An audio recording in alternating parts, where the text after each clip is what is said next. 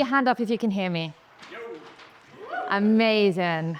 So I was sat in my childhood bedroom, and I just sold my house after living 5 years in Newcastle in the UK. And it was a cold, miserable, grey Tuesday in January. And if you've ever been in the UK on a cold, miserable Tuesday, it is miserable. And I was just feeling a bit meh. I was in that in-between stage. I wasn't in surviving mode, but I also wasn't in thriving mode. I was stuck in stagnancy. And I knew there was something more. I was ready for more. At that time, I had a lifestyle business. We were turning over 6 figures, and I believed that more in that moment meant turning my business into a 7 or 8 figure global recruitment brand. I just hired 2 new guys, and they started the day previously, and I was ready for the next step. Now, I'd recently read an article about Silicon Valley entrepreneurs who were microdosing and coming up with these multi-million-dollar ideas, and I thought, that sounds a bit of me. I'm in.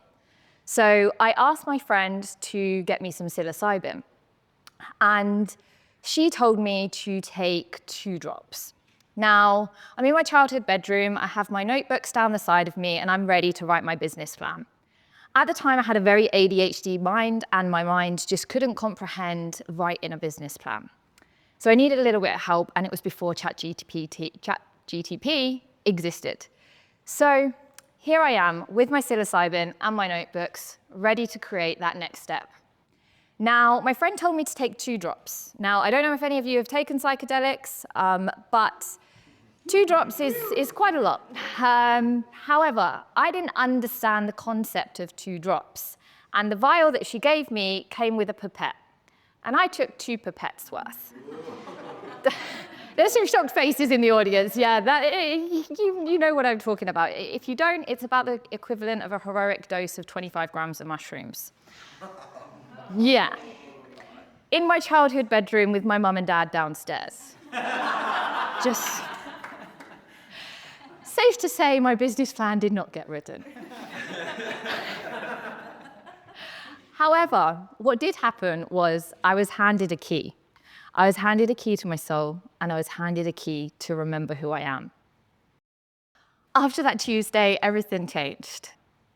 I went from believing in nothing, believing in you need to have a plan to be successful, this very mundane, rigid, ordinary life that we're told to lead. And after that, I believed in everything. I believed in fairies, I believed in aliens, I believed in myself. It was a complete change. And I'd like to invite you to the possibility that you can believe in anything. You can be big and as bold as that you want to be. See, we're all waiting, and we wait so often for these external things. Now, in that moment, I was ready for more. I just had no idea what more looked like. I'd gone beyond the waiting. I was ready. I was ready for the next step. And I want to invite you that you are ready for the next step too. You don't need to wait. You're already the version of who you want to become now. You are the version of you that you're dreaming about, sat in this room today. You can take, from all of the speakers here today, we're all here for you. Everything in your world is talking to you. The universe is talking to you through synchronicities, through random strangers on the stage, from talking about psychedelics to magic to puzzle pieces. I invite you today to just take what resonates with your soul.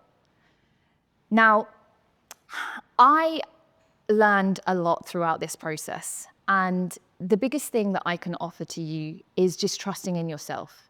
Even if you don't trust yourself, trust that you don't trust yourself. See where I'm going with this? Because everything is always speaking to you, and you already know everything within. And the world tries to make us small. It puts us in a box. It puts us in a religion. It puts us in a country. It puts us in a label of being a mother, a daughter, a husband, a business owner, whatever it may be. That box doesn't exist. Don't allow the world to shrink you when it isn't actually shrinking you at all. You can step outside of that box at any given moment. You can be as big as you want to be. So here's what's possible for you in the world if you lift the lid off of that imaginary box. What could you do? Who could you be? How unapologetically can you show up in the world? Can you be as big as you want to be? It doesn't mean raising your voice and being louder on stage. It just means being sat in your presence and being truly, authentically you. So, I'd like to invite you to get started right now in this moment. You can close your eyes or keep your eyes open, whatever works for you. Just think of one scenario where you're playing small in your life right now. Think of one way where you're showing up small to make someone else feel more comfortable. Now, when I realized that, for me, that one landed so deeply. How many times have I played small so someone else feels more comfortable? I see a few nods in the room. Guys, at any moment, you can choose to be big.